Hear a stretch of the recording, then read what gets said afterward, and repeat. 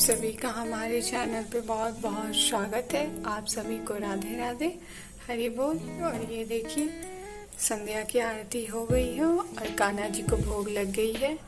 तो अब हम आगे के अध्ययन में आगे बढ़ेंगे और अपनी अध्याय को आरंभ करेंगे और आगे की बातों से आप लोगों को अवगत कराते हैं। तो चलिए पढ़ना शुरू करते हैं। ये देखिए मैं लीला पुरुषोत्तम भगवान श्री कृष्ण जी का जो बुक है मैं निकाल ली हूँ और चलिए फिर अब हम पढ़ना आरंभ करते हैं। तो इस बुक को प्रणाम करके और श्रीमती राधा रानी का नाम ले करके हम पढ़ना आरंभ करते हैं। ये देखिए हम यहाँ तक पढ़ लिए थे। अब पेज को पलटेंगे और आगे की बातों से आप लोगों को अवगत कराते हैं। तो चलिए पढ़ना आरंभ करते हैं। उल्टी सूक्ष्म दशा में अनुभव की जाती है। अतएव इस जगत में जो लोग विषयी जीवन के पीछे लगे रहते हैं, जब वे गोपियों के साथ भगवान श्री कृष्ण की लीलाओं को सुनते हैं तो उन्हें दिव्य आनंद प्राप्त होता है, यद्यपि यह उन्हें भौतिकवादी लगता है। इसका लाभ यह होगा कि वे क्रमशः आध्यात्मिक स्तर को प्राप्त हो सकेंगे। श्रीमद् भागवतम में कहा गया है कि यदि कोई व्यक्ति गोपियों के साथ श्री कृष्ण की लीलाओं को किसी अधिकारी से विनीत भाव से सुनता है तो वह श्रीमद् भगवान की दिव्य प्रेमा भक्ति के स्तर को प्राप्त होता है और उनके हृदय का काम वासना रूपी भौतिक रोग पूर्णतः विलुप्त हो जाता है। दूसरे शब्दों में यह भौतिक विषयी जीवन का निराकार करेगा। यह कृष्ण पुस्तक जिसमें कृष्ण कथा भरी हुई है मुक्त आत्माओं के लिए तो रुचिकर है ही, वे मुक्ति कामी पुरुषों के लिए भी निपट बद्ध भौतिकवादी व्यक्तियों के लिए भी है। महाराजा परीक्षित के अनुसार जिन्होंने श्री सुखदेव गोस्वामी से भगवान श्री कृष्ण के विषय में सुना, कृष्ण कथा प्रत्येक व्यक्ति के लिए रुचिकर है, चाहे वह कैसा भी जीवन बिता रहा हो। निश्चित रूप से हर कोई उच्चतम परिणाम के लिए इसकी प्रशंसा करेगा, लेकिन महाराजा परीक्षित ने सचेत भी किया है कि जो लोग पशुओं की हत्या करने तथा आत्महत्या करने मात्र में लगे रहते हैं वे कृष्ण कथा के प्रति अधिक आकृष्ट नहीं होते। दूसरे शब्दों में सामान्य पुरुष जो शास्त्रों के नैतिक सिद्धांतों का पालन करते हैं वे चाहे जिस किसी परिस्थिति में भी रहे निश्चित रूप से आकर्षित होंगे, लेकिन जो आत्महत्या में प्रवृत्त होते हैं वे नहीं होंगे। श्रीमद् भागवतम में इसके लिए प्रधुन शब्द का प्रयोग हुआ है जिसका अर्थ है पशुओं की हत्या अथवा अपनी स्वयं की हत्या। जो लोग स्वरूप प्रसिद्ध नहीं है और आत्म संस्कार में रुचि नहीं रखते वे आत्महनन करते हैं, वे आत्महत्या कर रहे हैं। चूंकि यह मनुष्य जीवन विशेषता आत्मा संस्कार के निमित्त मिला है, अतएव जो अपने कार्यकलापों के इस महत्वपूर्ण अंग की अपेक्षा करता है वह पशुओं के समान मात्र अपने समय को गवाता है, अतएव वह प्रधुन्य है। इस शब्द का दूसरा अर्थ उन लोगों का सूचक है जो वास्तव में पशु का वध करते हैं। इसका अर्थ उन व्यक्तियों से है जो पशु भक्षी या कुत्तों के भक्षक चांडाल तक के हैं, क्योंकि वे अनेक प्रकार से पशुओं का वध करते रहते हैं। या शिकार द्वारा या कसाई घर खोलकर ऐसे लोगों की रुचि कभी भी कृष्ण कथा के प्रति नहीं हो सकती।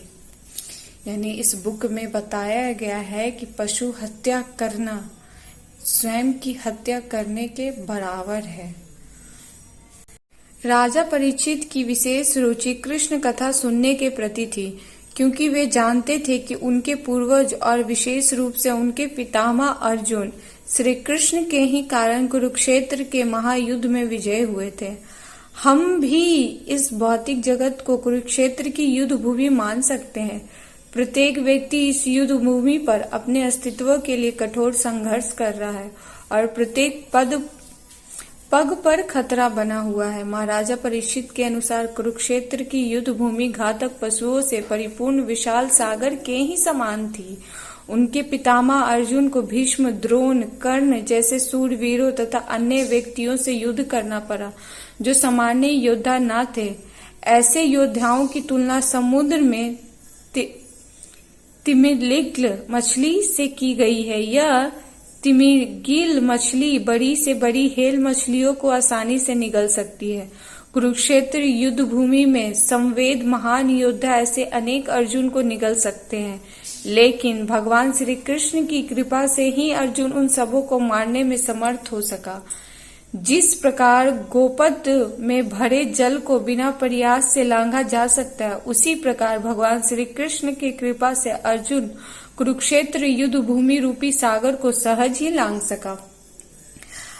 अन्य अनेक कारणों से भी महाराजा परीक्षित ने श्री कृष्ण के कार्यकलापों की प्रशंसा की है। श्री कृष्ण के कारण न केवल उनके पितामह बचे थे, अपितु वे स्वयं भी श्री कृष्ण के कारण ही बच सके थे। कुरुक्षेत्र के युद्ध समाप्त होने पे कुरुवंश के सारे सदस्य, यहाँ तक कि धृतराष्ट्र तथा पांडव दोनों धरोहर और पक्षों के में बेटों और पोतों दोनों के लिए लड़ाइयों में मृत्यु हो गई थी। पांचों पांडव के अतिरिक्त सारे लोग कुरुक्षेत्र की युद्ध भूमि में मारे गए। उस समय महाराजा परीक्षित उनकी माता के गर्भ में थे। उनके पिता अर्जुन पुत्र अभिमन्यु भी कुरुक्षेत्र के युद्ध में मारे गए थे। अतएव महाराजा परीक्षित अपने पिता की मृत्यु के बाद उत्पन्न हुए थे। जब वे अपनी माता के गर्भ में थे तो अश्वत्थामा ने इस बालक को मारने के लिए ब्रह्मास्त्र छोड़ा था। जब महाराजा परीक्षित की माता उत्तरा श्री कृष्ण के पास पहुंची तो श्री कृष्ण ने गर्भपात के भय से परमात्मा रूप में गर्भ में प्रवेश करके महाराजा परीक्षित को बचाया था। महाराजा परीक्षित का दूसरा नाम विष्णुरात है, क्योंकि स्वयं भगवान विष्णु ने गर्भ के भीतर उनकी रक्षा की थी। इस प्रकार प्रत्येक व्यक्ति को, चाहे वह किस अवस्था में भी हो, श्री कृष्ण तथा उनके कार्यकलापों के विषय में श्रवण करने में रुचि लेनी चाहिए, क्योंकि वे परम सत्य श्रीमन भगवान हैं। वे सर्वव्यापी हैं। वे जन जन के हृदय के भीतर वास करने वाले हैं और बाहर अनेक विश्व रूप में रहने वाले हैं। फिर भी जैसा कि श्रीमद् भागवत गीता में कहा गया है कि वे मानव समाज में अनेक यथा रूप में प्रकट होकर प्रत्येक व्यक्ति को अपने दिव्य धाम में वापस चलने के लिए आमंत्रित करते हैं। श्री कृष्ण के विषय में जानने के लिए प्रत्येक व्यक्ति में रुचि होनी चाहिए। यह पुस्तक इस उद्देश्य से प्रस्तुत की जा रही है कि लोग श्री कृष्ण के विषय में जाने और इस मनुष्य जीवन में पूर्ण रूपेण लाभान्वित हो सके। श्रीमद् भागवतम के 9वें स्कंद में श्री बलदेव और वसुदेव पत्नी रोहिणी का पुत्र बताया गया है। श्री कृष्ण के पिता वसुदेव के 16 पत्नियां थी, जिनमें से बलराम की माता रोहिणी भी एक थी, लेकिन बलराम को देवकी पुत्र भी कहा जाता है। अतः वे देवकी तथा रोहिणी दोनों के ही पुत्र किस प्रकार हो सकते हैं? महाराजा परीक्षित ने श्री सुखदेव गोस्वामी से एक प्रश्न यह भी पूछा था और इसका उत्तर यथा समय दिया जाएगा। महाराजा परीक्षित ने श्री सुखदेव गोस्वामी से यह भी पूछा कि वसुदेव के पुत्र रूप में प्रकट होते ही श्री कृष्ण को क्यों तुरंत गोकुल वृंदावन में नंद महाराज के यहाँ पहुँचाया गया। वे यह भी जानना चाहते थे कि वृंदावन तथा मथुरा में रहते हुए श्री कृष्ण ने कौन कौन से कार्य किए। इसके अतिरिक्त वे यह जानने के लिए भी विशेष उत्सुक थे कि उन्होंने अपने मामा कंस का वध क्यों किया। उनकी माता का भाई होने के कारण कंस अत्यंत घनिष्ठ गुरुजन था, तो फिर उन्होंने कंस का वध क्यों किया। उन्होंने यह भी पूछा कि भगवान श्री कृष्ण कितने वर्षों तक मानव समाज में रहे और कितने वर्षों तक द्वारका के राज्य पर शासन किया और वहां उन्होंने कितनी पत्नियां स्वीकार की। क्षत्रिय राजा सामान्यतः एक से अधिक पत्नियां स्वीकार कर सकता है, अतएव महाराजा परीक्षित ने उनकी पत्नियों की संख्या भी जाननी चाहिए। इस पुस्तक का विषय है कि महाराजा परीक्षित द्वारा पूछे गए इन तथा अन्य प्रश्नों का श्री सुखदेव गोस्वामी द्वारा समाधान। महाराजा परीक्षित तथा श्री सुखदेव गोस्वामी की स्थिति अत्यंत विलक्षण है।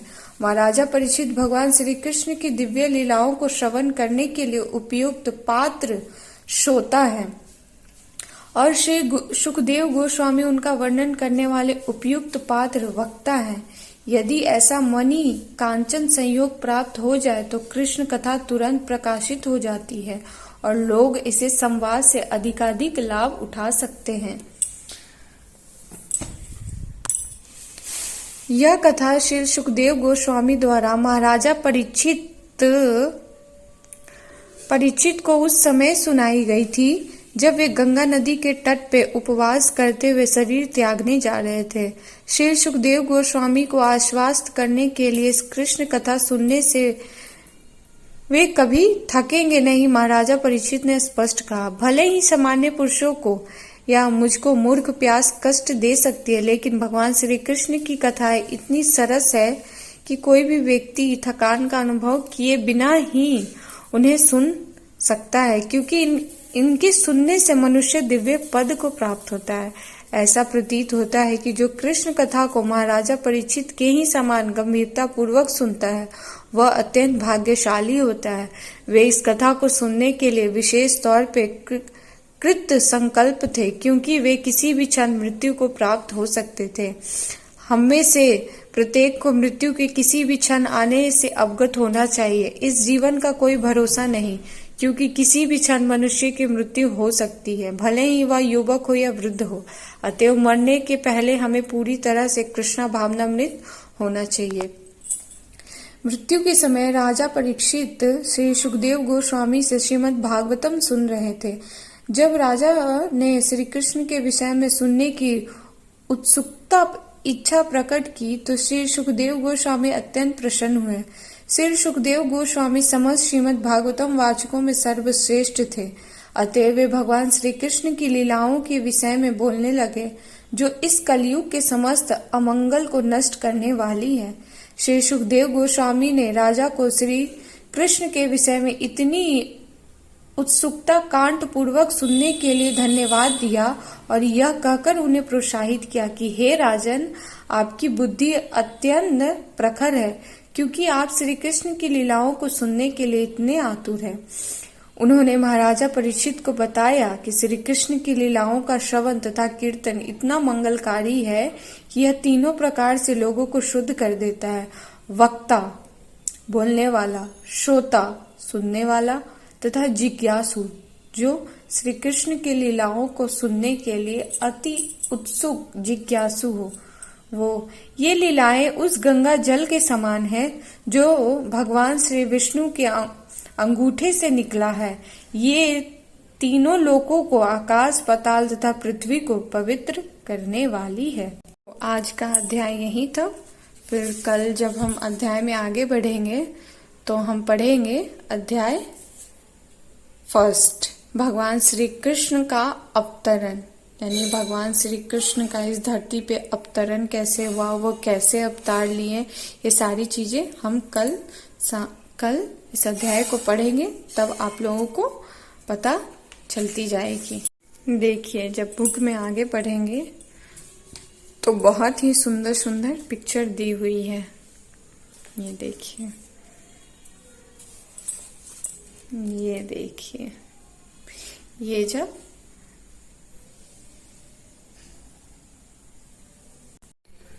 तो आज की चर्चाएं यहीं तक।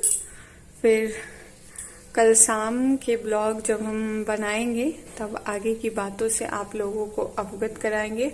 और हाँ, कल से कृष्ण जी की लीलाओं का सारी चीजें शुरू हो जाएगी, तो आप वीडियो जरूर देखें और गंभीरता पूर्वक सुने, सारी चीजों को समझें। और कल हम कृष्ण जी के अवतरण की कथा सुनेंगे। तो चलिए फिर मिलते हैं कल शाम की ब्लॉग में। आप सभी को राधे राधे, हरि बोल।